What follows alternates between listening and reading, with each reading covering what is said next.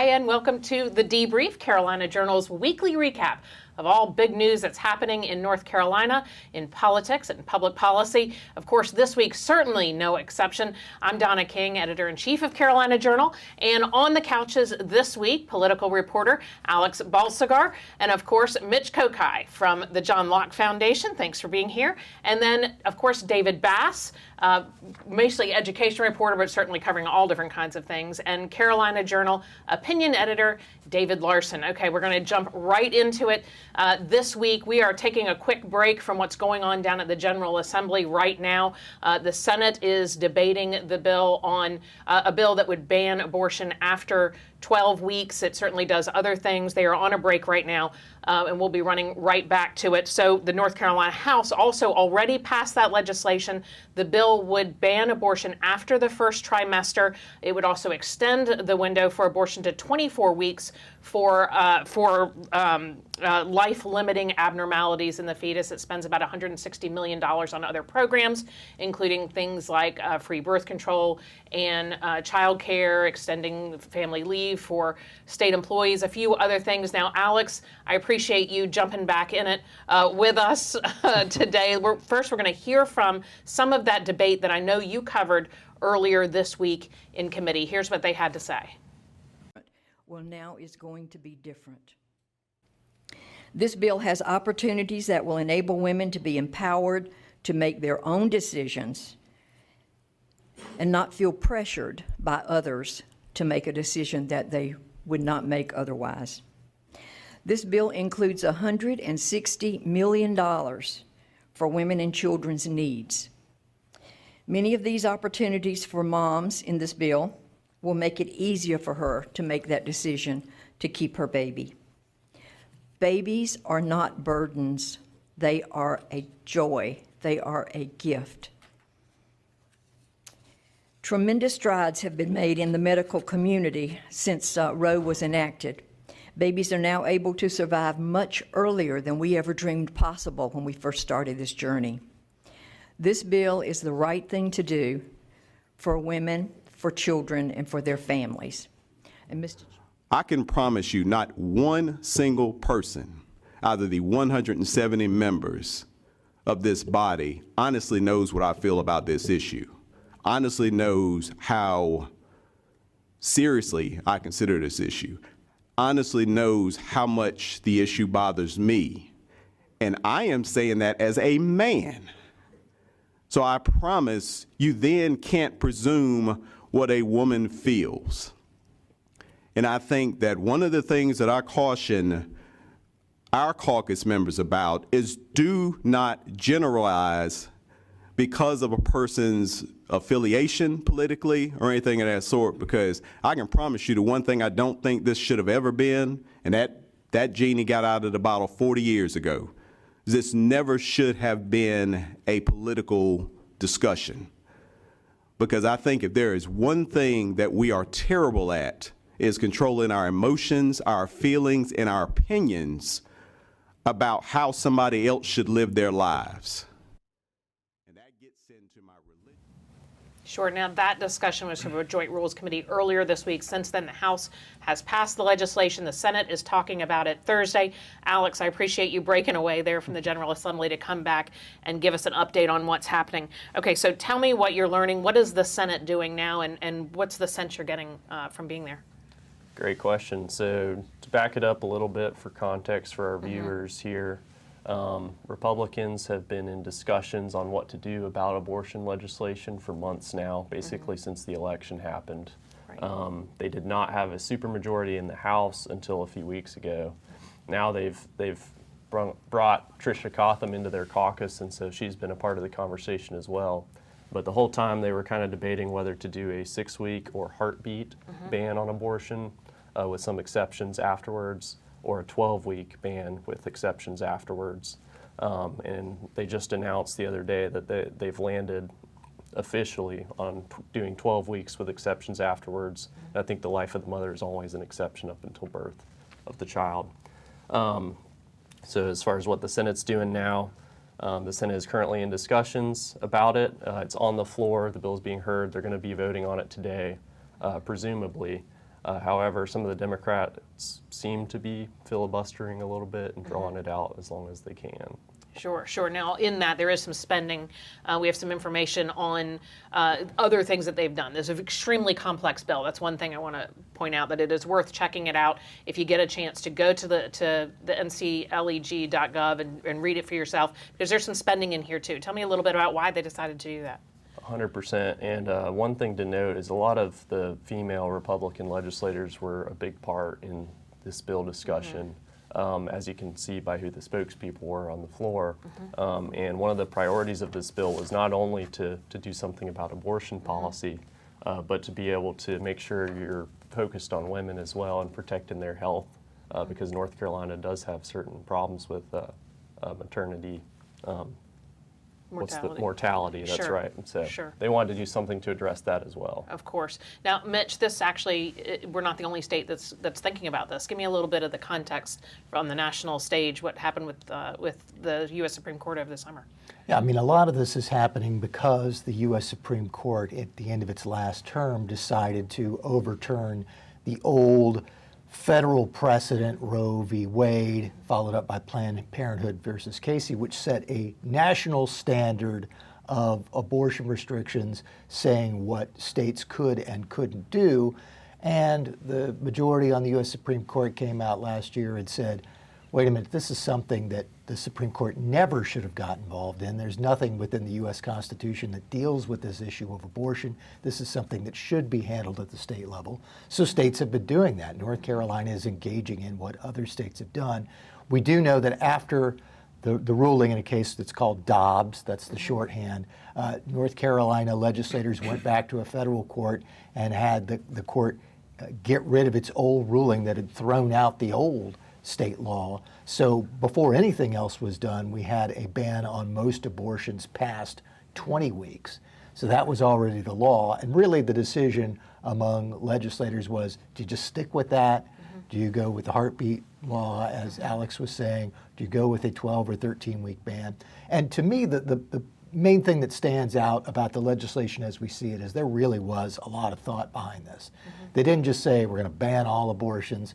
They didn't just say we're going to ban them after 6 weeks or we're going to ban them after 12 weeks. They threw in a lot of these other things, exceptions that extend past the 12 weeks, this additional funding to help mothers and their children if mothers do decide to carry their babies to term. Because one of the concerns that you'd heard from the other side was, well, hey, you want to protect these unborn babies, but you don't want to do anything about the mothers. That's been one of the Democratic complaints, so this bill addresses that. I think the other thing that is worth mentioning is Democrats have been complaining over the past couple of days that they didn't have any role in this process. This bill is being rammed through. And to me, I can understand why the Republicans didn't get a lot of input from Democrats, because remember, this is a party that wouldn't let any of its own members even vote for a bill that would protect a baby that survives an abortion. Right. The one state senator who voted on that Born Alive's abortion survivors bill was pilloried by his party because he supported a bill that would protect a baby, not a fetus, not a collection of cells, an actual baby who survives a botched abortion. The Democratic Party was on record against that bill. And so the fact that Republicans didn't want to work with them on this bill doesn't surprise me. That's right, and I won't speak for the House side, but at least on the Senate side, there was outreach to the Democrats as to whether or not they wanted to work with their colleagues on this issue. Senator Galey said that at the press conference. She had reached out. They said, we'll get back to you.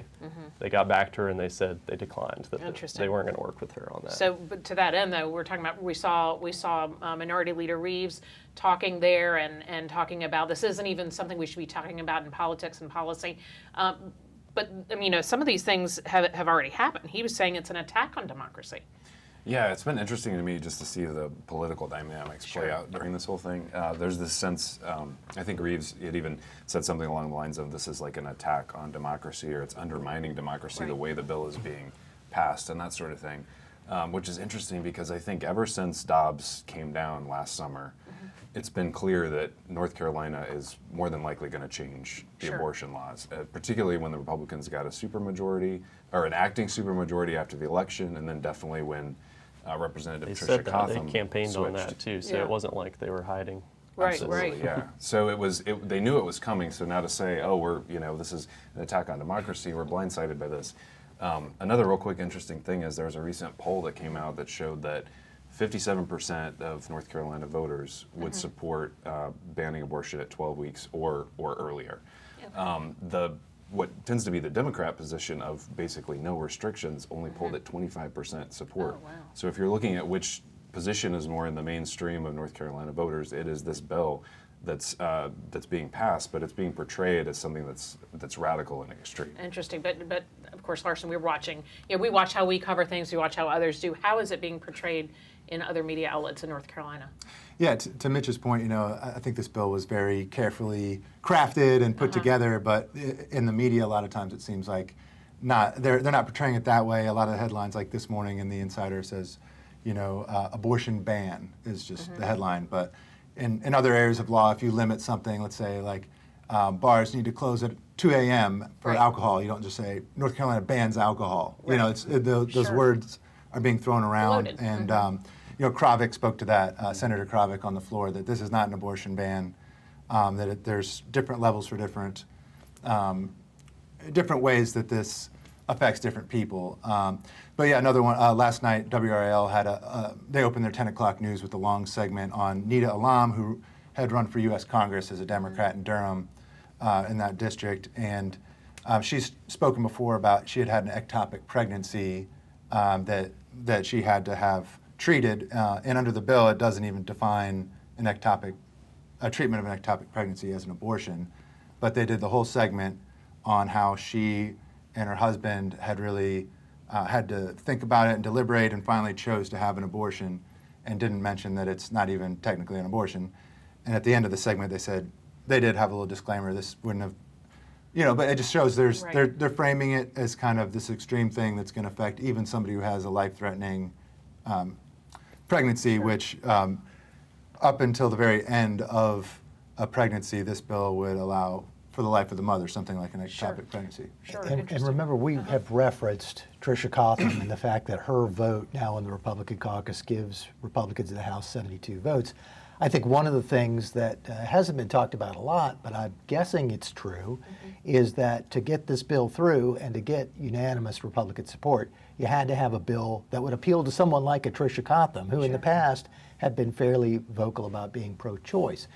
So it's not going to be the bill that's going to hurt mothers, that's going to stop people from having their own choices. This is a bill that was very carefully crafted, does a bunch of different things, and has exceptions for the life of a mother. It has a longer than 12 weeks for rape and incest. It really does cover a lot of bases. It is a very complicated bill with lots to it. If you want more information on the bill itself, if you look at one of the other posts right here on our YouTube channel, there's actually a recording of that entire 2-hour committee hearing, and in there, legislative staff goes through and reads some of the key provisions. You can hear from the public comment period, so that might be worth checking out after you finish here with us. Now, Mitch, I'm going to come right back to you. Since we've met last here on the debrief, there's been big news. The North Carolina Supreme Court, in a trio of rulings, restored North Carolina's voter ID. You would think that would be leading the news. There's been so much going on this week. Fill us in a little bit about those decisions. Yeah, 3 big rulings. One of them restored the voter ID law. It was passed in 2018, just a few weeks after North Carolina voters went to the polls and decided they wanted to put voter ID into the state constitution. The outgoing General Assembly at the time said, well, voters have spoken, let's pass an ID law. It allows many different types of voter ID, and if you don't even have an ID and don't get one of the free ones that you can get from the state, you can still cast a ballot. You just sign a form saying that you had a reasonable impediment, you couldn't get an ID. So the ID law doesn't even really require an ID from everyone, yet it has been opposed in court by left-wing activists. The activists had won a ruling from the state Supreme Court earlier that said the voter ID law was unconstitutional, but after a rehearing, our current Supreme Court, with its 5-2 Republican majority, ruled that the old Supreme Court got it wrong. Right. So the ID law is back in effect. State Board of Elections, as Alex has reported, has already said that it's going to go forward and plan to use voter ID for the 2023 municipal elections and, of course, in 2024. The other two big rulings on redistricting, the state Supreme Court has said this whole thing about courts coming in and saying that maps could be overly partisan. We're going to do what the U.S. Supreme Court did on this in 2019 and say courts aren't going to have anything to do with this anymore. Don't bring that claim because we're not even going to deal with it. It's not a judicial issue, it's a political issue, which means the General Assembly should have much more of an open hand in dealing with election maps in the future. They can't racially gerrymander, but they certainly are not going to be subject to any kind of claim that they were overly partisan. And then the third ruling was on felon voting. Activists who wanted felons who are outside of prison but had not completed their sentences, wanted them to be able to vote. They won a court ruling last year that allowed up to 56,000 people to register and vote in the last November election. Sure. Our state Supreme Court said, no, the state constitution says you can't register as a felon until you get your rights restored by law. The 1973 law, unlike what the trial court said, it doesn't discriminate against anyone. It's not unconstitutional.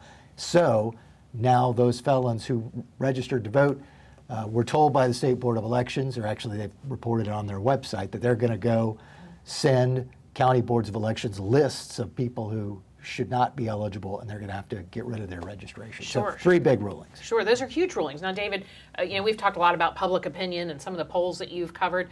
That voter ID one is popular.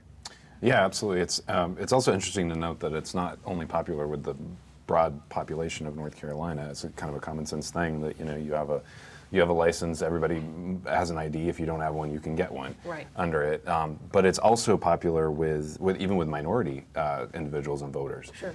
So the whole idea that it's somehow steeped in racism or Jim Crow 2.0 type thing, it's even popular with minorities. So I think that just speaks to the common sense nature of it and how popular it is. Sure. But David, opponents are saying it's not constitutional.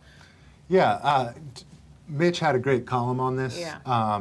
They kind of broke down the new thinking, the new kind of philosophy that this Republican court is going to have. I suggest people go on the opinion section of CarolinaJournal.com and read that. But he says in Newby's decision on that, he wrote the decisions on some of these, that they're not going to step into a lot of these partisan things, battles. Instead, they're going to look at the Constitution, and a lot of these are meant to be legislatively decided. The power in North Carolina, per its Constitution, is for the people to decide these things.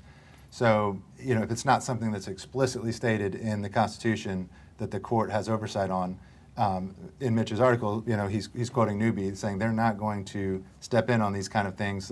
So it makes me wonder on something like the Leandro decision for education, if that's not explicitly in the Constitution, that the soundness of education means this amount of dollars and all of that, makes me wonder if that case were to come in front of them, if they would take a similar philosophy, that philosophy would make them come to a similar decision and say, this is not something that was really in our purview as the court. Very interesting. Now, Alex, where do we go from here? Yeah, just to say a footnote on that, thanks for mentioning that. Yeah. The Chief Justice wrote 146 pages on that, just that redistricting case. And the first 10 basically are laying out what David was just talking about, where he said, here's our philosophy, here's how we're going to approach these cases. And he took about 10 pages to get through that, but I think those 10 pages will probably apply to almost everything else this court does in the years to come. Interesting. So really laying the groundwork there from Chief Justice Newby.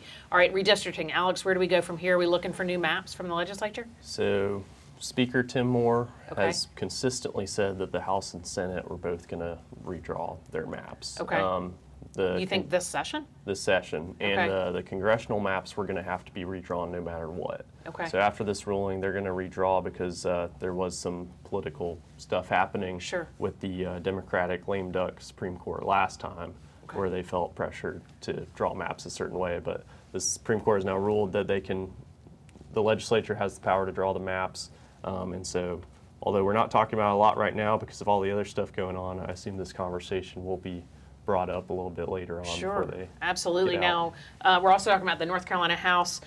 Even more news, which is just amazing how much has happened in the last 7 days.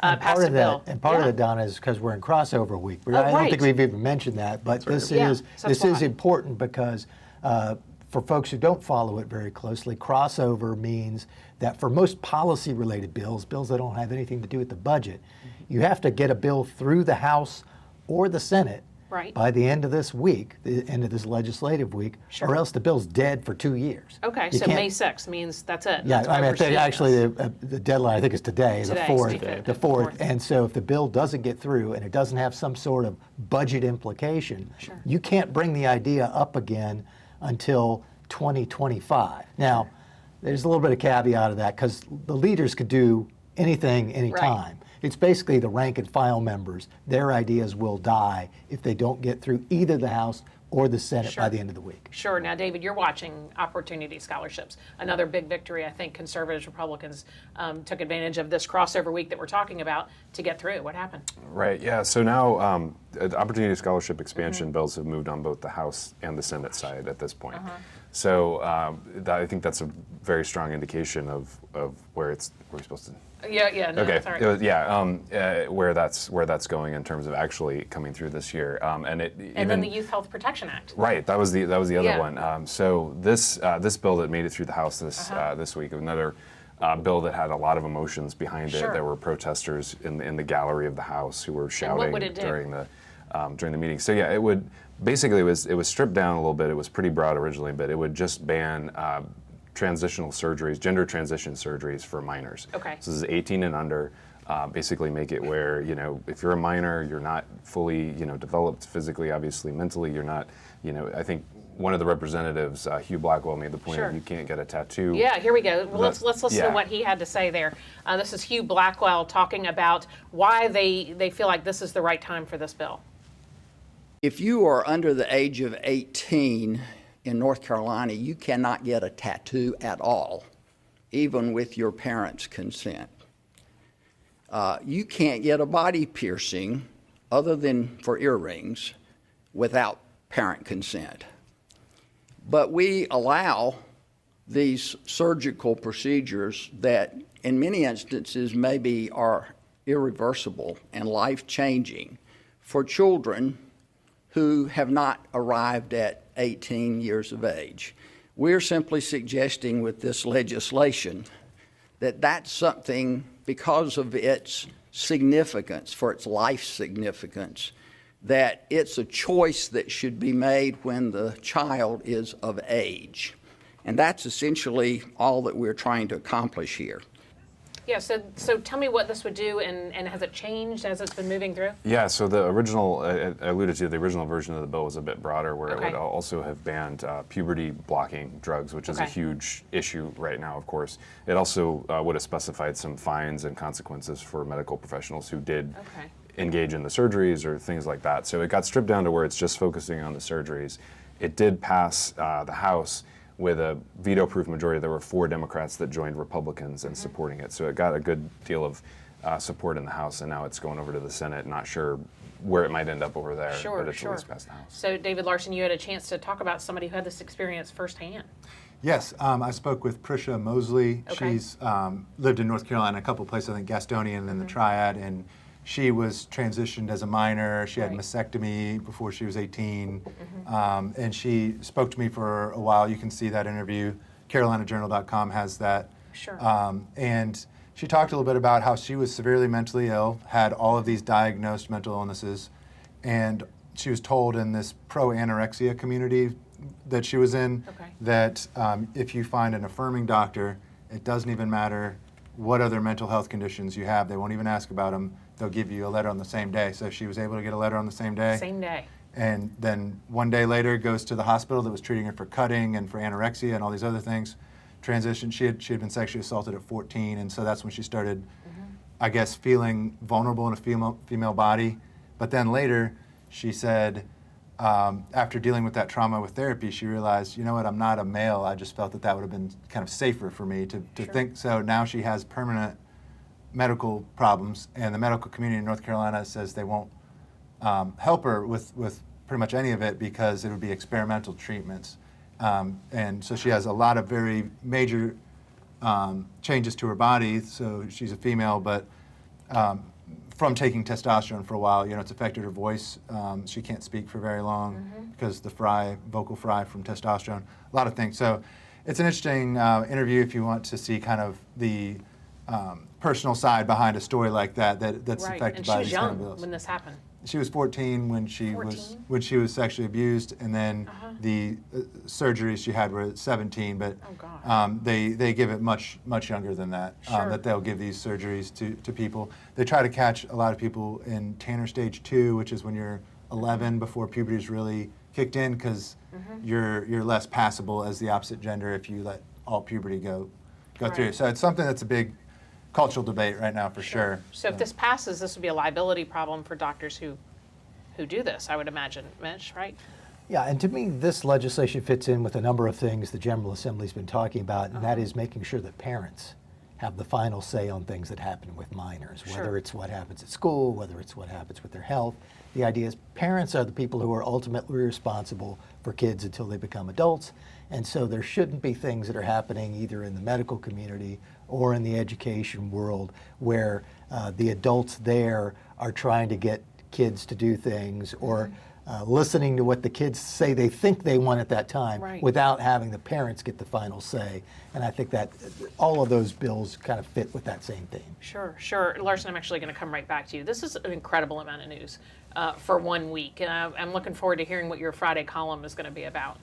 Yeah, so a lot of weeks my outrageous column is about something crazy somebody has done, or something negative probably that somebody's done. Sure. This maybe is outrageous in a positive way for conservatives, at least, that the sheer amount of bills that have happened and progress that's been made on their Right. agenda. So I don't often quote Soviet dictators, but Vladimir Lenin has a quote where he says, "There are decades where nothing happens, and then there are weeks where decades happen." And I feel like this was a week where decades happened in terms Sure. of legislative priorities of conservatives and Republicans. And so, just since we've met last, Mitch, all the things he went over with the courts. I mean, there's been fighting over voter ID for a long time. There's been fighting over redistricting for a long time. All these things that have just finally been sort of resolved. And then, the legislative side, people been working towards having more abortion restrictions on the conservative side, pro-life people for decades. That's kind of major progress, charter schools. So there's a lot of progress, I guess, that conservatives saw this week. So I think what had been sort of standing in the way of that had been Governor Cooper's veto pen and a Democrat Supreme Court both of those had been good tools for the Democrats to block that. Right. I guess what I'm going to look at in the column is now that those impediments are out of the way, you might have weeks like this where just huge steps are made towards the conservative basket of policies. And there's a chart maybe that you Yeah, put up. let's look at that map.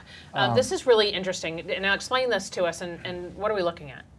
So what we're looking at is these are the states that in red that people are moving to. And Okay. you see number one state people are moving to is Florida, and then Texas after that, and then here in North Carolina, we're the Sure. third state, according Really? to U.S. Census Third. Bureau, says third most people are moving here, and then you can see the dark blue where people are leaving. So California is the state the most people are leaving from, then New York, and then Illinois, Massachusetts, and a couple places close behind.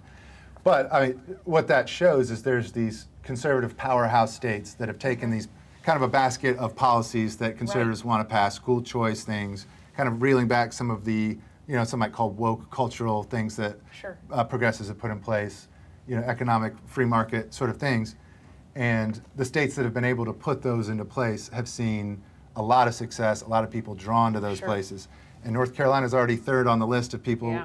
being drawn. And then with those two impediments of the governor's veto pen and the Democrats' Supreme Court out of the way, now, the conservatives are going to be able to sort of make North Carolina into another, I think, Very conservative interesting. powerhouse state that can, maybe next time we see that map, it'll be Right. North Carolina, top state people are moving to, and a Yeah. lot of Very seen as interesting. a leader among conservative states. Very interesting. Huge week here in North Carolina politics, policy. We're going to be talking more about this every week. That's about all the time we have for today.